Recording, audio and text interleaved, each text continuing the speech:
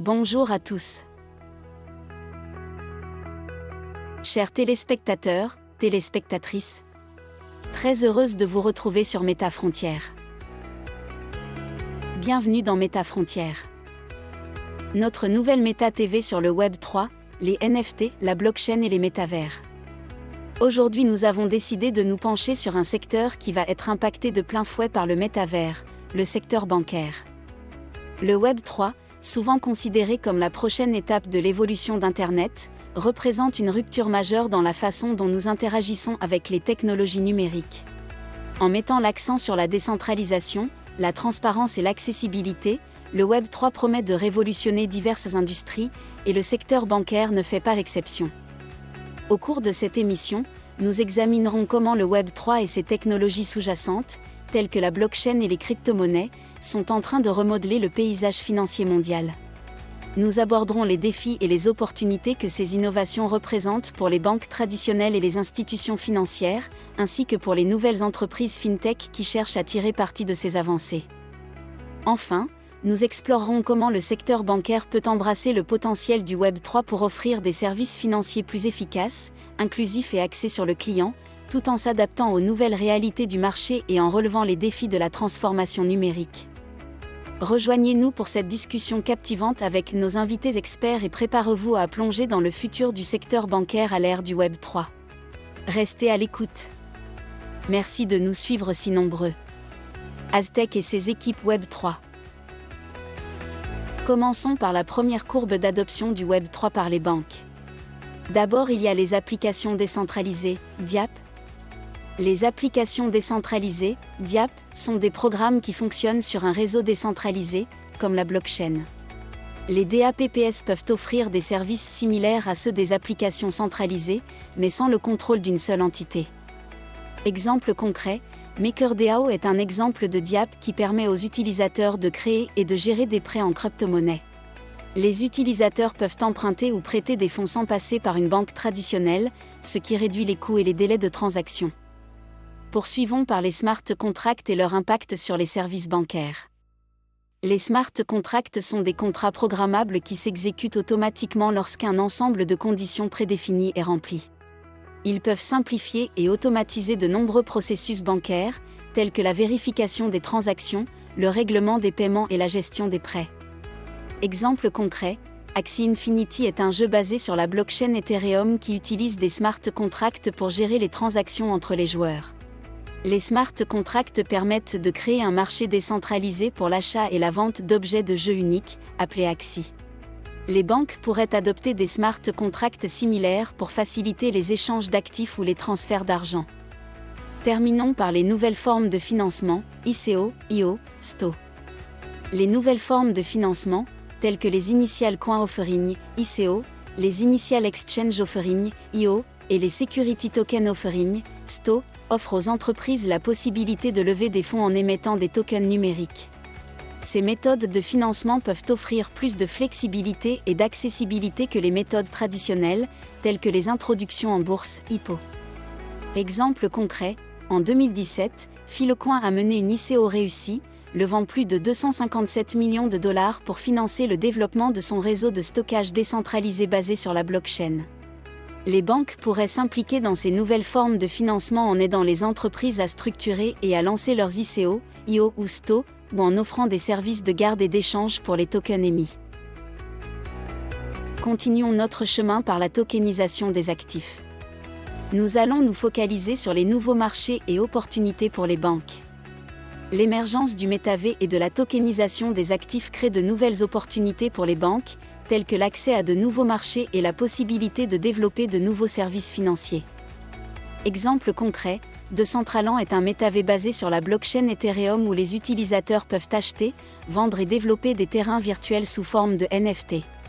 Les banques pourraient s'impliquer dans ce type de marché en offrant des prêts hypothécaires virtuels ou en développant des plateformes d'échange pour faciliter les transactions entre les utilisateurs du métavé.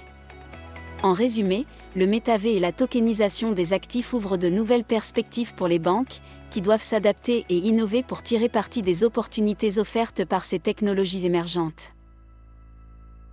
Attaquons-nous aux services bancaires virtuels. Les services bancaires virtuels font référence à la fourniture de services financiers dans un environnement numérique, comme un métavers. Les banques peuvent offrir des services similaires à ceux du monde réel, mais adaptés à l'univers virtuel. Exemple concret, dans le métavers Second Life, la banque virtuelle Ginkgo Financial a fourni des services bancaires tels que des comptes d'épargne, des prêts et des services de change pour la monnaie virtuelle Linden Dollar. Les banques traditionnelles pourraient s'inspirer de cet exemple pour offrir des services bancaires adaptés aux monnaies virtuelles et aux actifs numériques dans le métavers. Il y a réellement de nouveaux modèles d'affaires pour les banques dans le métavers. Le métavers offre des opportunités pour les banques d'explorer de nouveaux modèles d'affaires et de générer des revenus grâce à des services financiers innovants. Exemple concret, les banques pourraient collaborer avec des développeurs de jeux et des plateformes de métavers pour créer des partenariats, où elles fournissent des services financiers intégrés, tels que le financement d'achats de biens virtuels, la gestion des transactions entre joueurs, ou même la mise en place de filiales bancaires virtuelles pour offrir des services bancaires complets à l'intérieur du métavers.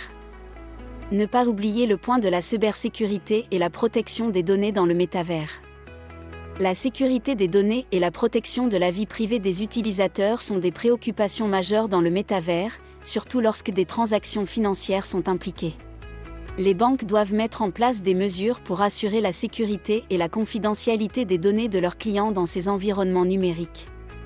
Exemple concret, les banques pourraient utiliser des solutions de sécurité telles que la cryptographie, l'authentification à 2 facteurs et les protocoles de vérification d'identité pour protéger les informations financières et les données personnelles des utilisateurs dans le métavers. En outre, les banques devront se conformer aux réglementations en matière de protection des données et de cybersécurité pour assurer une utilisation sûre et responsable des services bancaires virtuels. Dernier focus de nos équipes, le futur du secteur bancaire dans le métavers et le Web 3. Il y aura en premier lieu l'essor des banques décentralisées. Les banques décentralisées, qui fonctionnent sur des réseaux de blockchain et ne dépendent pas d'une autorité centrale, gagnent en popularité. Elles offrent des services financiers plus accessibles, transparents et résilients. Exemple concret, avec une plateforme de finance décentralisée, DeFi, qui permet aux utilisateurs d'emprunter et de prêter des crypto-monnaies sans passer par une institution financière traditionnelle. Les banques pourraient s'adapter à cette tendance en intégrant des services DeFi ou en développant leur propre plateforme décentralisée. Ne pas oublier l'impact de l'intelligence artificielle et de l'automatisation. L'intelligence artificielle, IA, et l'automatisation continueront de transformer le secteur bancaire, en améliorant l'efficacité des processus et en permettant des services personnalisés. Exemple concret, les banques utilisent déjà des chatbots basés sur l'IA pour interagir avec leurs clients et résoudre les problèmes courants. À l'avenir, l'IA pourrait être utilisée pour analyser les données des clients dans le métavers et le Web 3, afin de proposer des produits et services financiers adaptés à leurs besoins spécifiques. On assistera à la transition vers une économie globale et interconnectée. Le Web 3 et le métavers permettront une économie plus globale et interconnectée, où les frontières nationales auront moins d'importance et où les transactions financières seront plus fluides. Exemple concret, Circle, une entreprise de services financiers basée sur la blockchain, a développé l'USD Coin, USDC, une stablecoin adossée au dollar américain. Les stablecoins comme l'USDC pourraient faciliter les transferts d'argent internationaux et les paiements transfrontaliers dans le métavers, en offrant une solution plus rapide et moins coûteuse que les systèmes bancaires traditionnels. Les banques pourraient tirer parti de ces technologies pour développer leurs propres solutions de paiement transfrontalier et s'intégrer dans l'économie globale du Web 3. En résumé, le futur du secteur bancaire dans le métavers et le Web 3 sera marqué par la décentralisation, l'adoption de l'intelligence artificielle et de l'automatisation, ainsi que par une économie globale et interconnectée. Les banques devront innover et s'adapter pour rester compétitives et pertinentes dans cet environnement en évolution rapide. En conclusion, le métavers et le Web 3 transforment la façon dont nous interagissons avec l'économie numérique et les services financiers. Les principaux enseignements tirés de cette évolution comprennent l'importance de la décentralisation, l'essor des applications et services basés sur la blockchain, et l'impact des technologies émergentes comme les NFT et les smart contracts sur le secteur bancaire. Exemple concret, l'essor des plateformes DeFi, telles qu'Uniswap et Compound, montre comment la décentralisation et la blockchain peuvent permettre des services financiers plus accessibles et transparents, remettant en question le modèle traditionnel des banques centralisées. Le MetaV et le Web 3 nous orientent vers un nouveau paradigme bancaire, dans lequel les services financiers seront plus accessibles, transparents et personnalisés. Les banques qui réussiront dans ce nouvel environnement seront celles qui sauront s'adapter, innover et tirer parti des opportunités offertes par ces technologies émergentes. Exemple concret, la banque néerlandaise ING a investi dans la start-up Consensus, qui développe des solutions basées sur la blockchain Ethereum. Ce partenariat montre comment les banques traditionnelles peuvent s'associer à des acteurs du Web 3 pour innover et se préparer à l'avenir du secteur bancaire. Merci à tous de nous avoir suivis. Notre CEO Emmanuel est à votre disposition pour de plus amples informations au 06 87 40 62 76. Meta Frontières.